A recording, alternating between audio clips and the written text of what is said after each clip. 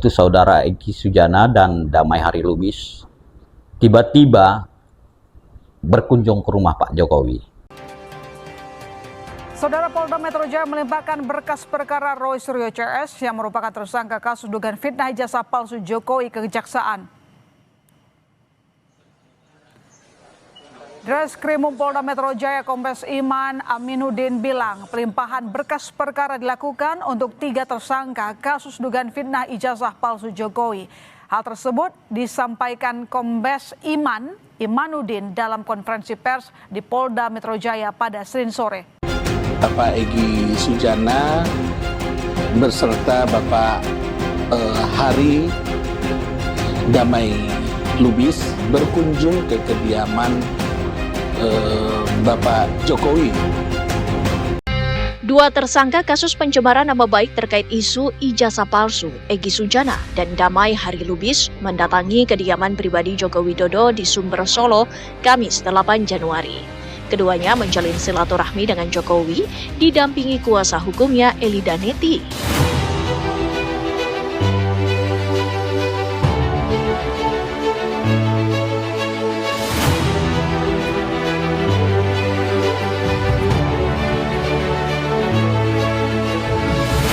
Assalamualaikum warahmatullahi wabarakatuh. Ketemu lagi kita di channel Bang Rai, channel yang mencerdaskan dan mengedukasi kehidupan berbangsa dan bernegara. Salam merdeka.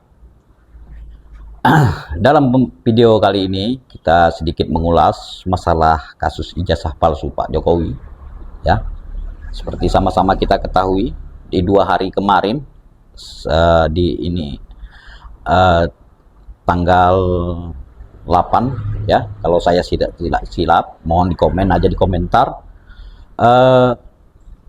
2 orang dari 8 orang tersangka, terkhusus di klaster kedua yang sebanyak 5 orang ya, yaitu saudara Egy Sujana dan Damai Hari Lubis tiba-tiba berkunjung ke rumah Pak Jokowi ya. Saya agak heran juga ketika bagaimana para wartawan tidak diperkenankan masuk ke areal yang biasanya ramai dengan para pengunjung ya, dengan para ibu-ibu simpatisan dari Pak Jokowi. Ini para wartawan bukan dihalau, maaf ya, saya salah mengatakan dihalau, tapi jauh ya, dibuat jauh di seberang jalan sehingga tidak nampak dari atau materi isi pertemuan tersebut. Bahkan tidak ada konferensi pers yang biasanya di jalan Kutai tersebut diadakan konferensi pers sedikit atau wawancara dengan Pak Jokowi, namun tidak berlangsung karena mungkin juga kesehatan beliau yang saat ini kita sama-sama tahu sangat menurun. Namun demikian dari hasil bisik-bisik dari para relawannya Jokowi mengatakan bahwasanya Damai Hari Lubis dan Egy Sujana kemudian katanya meminta maaf. Ini dari bisik-bisik atau katakan komentar-komentar yang dikeluarkan oleh relawan-relawan Jokowi.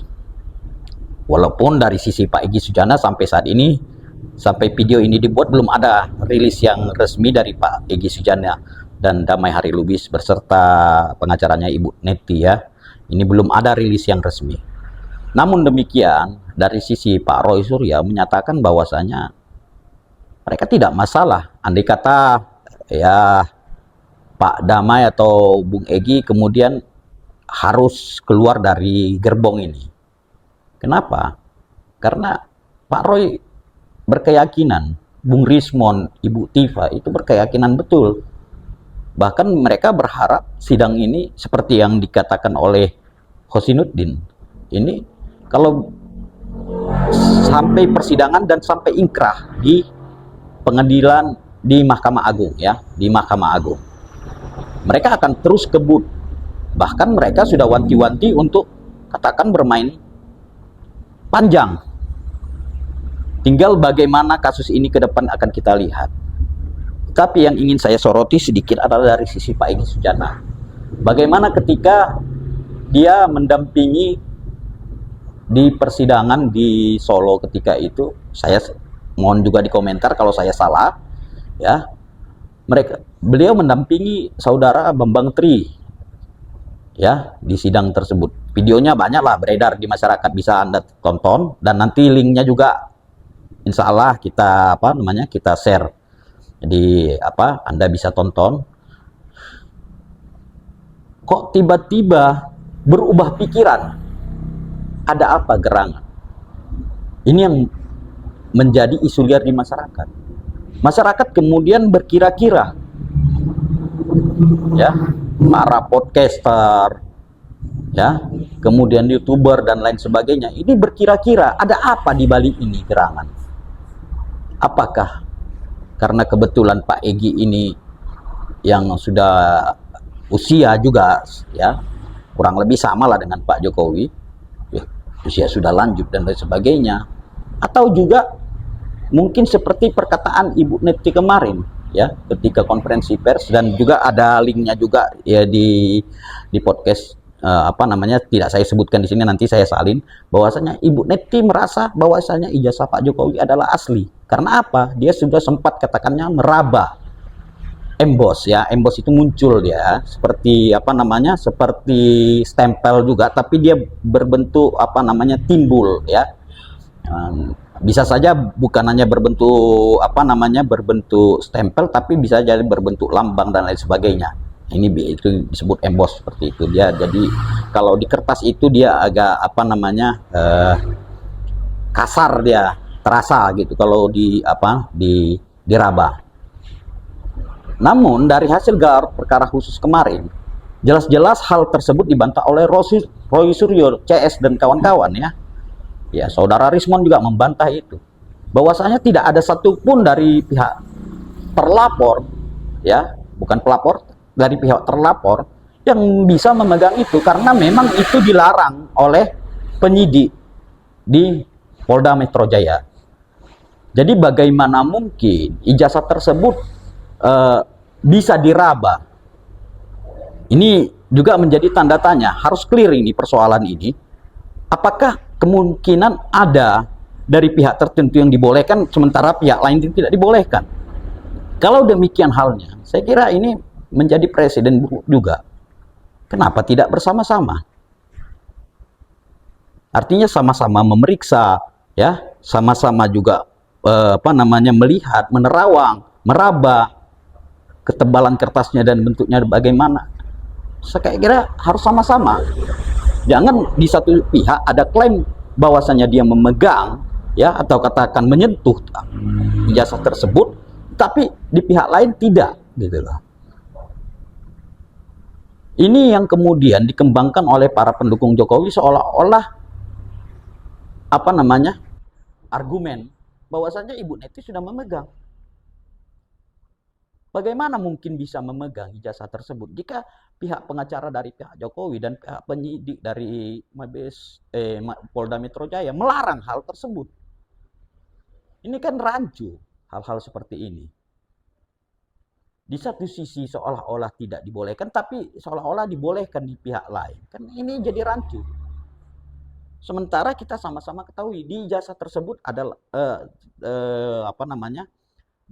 dibungkus oleh kertas top map yang tebal, yang berbahan plastik itu biasanya, dan di dalamnya itu ada plastik dimasukkan, ijazah tersebut dimasukkan. Bagaimana mungkin bisa diraba seperti itu, sementara itu berbungkus plastik? Itu saja sudah menjadi tanda tanya besar kita. Tapi apapun itu hak dari pihak Pak Egy, Bu Neti berkomentar demikian, ya silahkan saja. Saya kira kita tidak masuk dalam pembahasan itu. Yang kita masuk dalam pembahasan ini adalah bagaimana